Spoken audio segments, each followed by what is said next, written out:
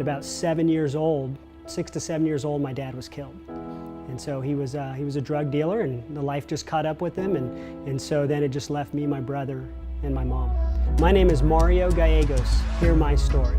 From 0 to 6 years old, it was a typical family with mom and dad and me and my brother hanging out and doing our thing. And at about 7 years old, 6 to 7 years old, my dad was killed.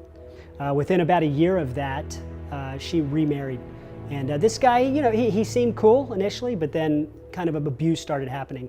We left one time, and he said, "Oh, I'll change," but it didn't change, and so we left again. So really, from about 9 years old, I was raised by a single mom, and so it was just me, my mom, and my brother. What I recall is my mom was a rock star, and that she just worked her butt off.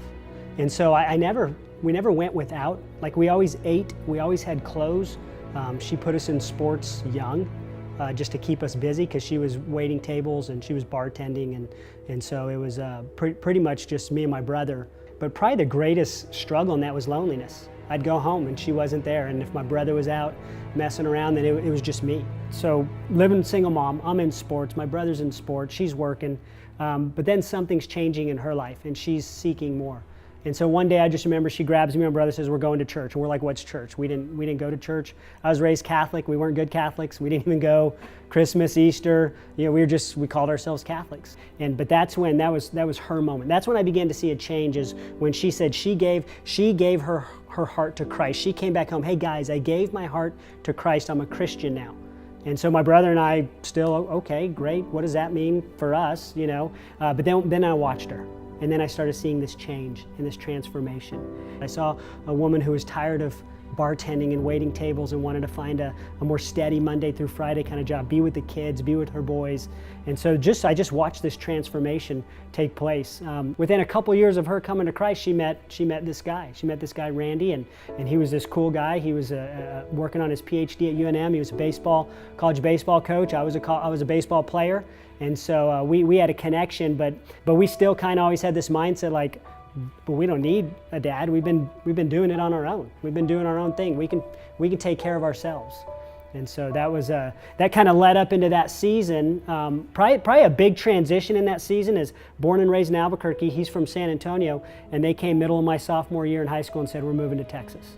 And for some reason, I didn't know why, but I was like, "All right, let's go. I've done everything here." And kind of, you know, just kind of this attitude. I think what it was going on is God was working behind the scene, because that's when I was getting heavy into drugs and alcohol. We were starting to have access to more things because friends were starting to drive, and I could see my life beginning to take this turn. So I thought, hey, new adventure, this will be cool. We moved to San Antonio, and that was a shock. And so cool thing is, though, we found a church and we found a youth group. And I had never been to a youth group. And so I met a couple wrestlers, other athletes, and we just had this connection. It was cool. We were doing events together, and that's when I started hearing the gospel message. So for me personally, seeing the change in my mom, I knew there was a real God. For me, though, honestly, I didn't want to go to hell. And so I was doing my thing, and as I'm hearing the gospel, it's convicting me, like, if I died today, then I'm not going to go to heaven. And so for me, it was, hey, I'll take this. Give me the card. Is this how I get out of hell for free? I'll take it. And so I took it, and I made an initial declaration to follow Christ, but I didn't surrender. The hope came in that my mom, number one, was a symbol of hope. I saw her God. He was real. He changed her.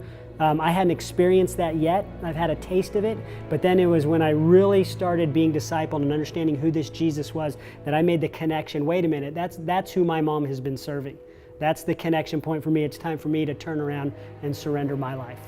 You know, if you can identify, or if I could share a little bit of hope with you today, it would be this: you're never alone. Even in those seasons where you may feel like you're alone, or maybe you were like me and you weren't raised with a dad, or you were just kind of raised on your own figuring it out, I look back now and I know that God was with me in each of those moments. When the terrorizing stepfather was coming and banging on the door, God was with me. When I was alone and mom was away and I was wondering how am I going to eat today, God was with me. And so if you're alone, or if you feel like you're alone, I want you to know that God is with you.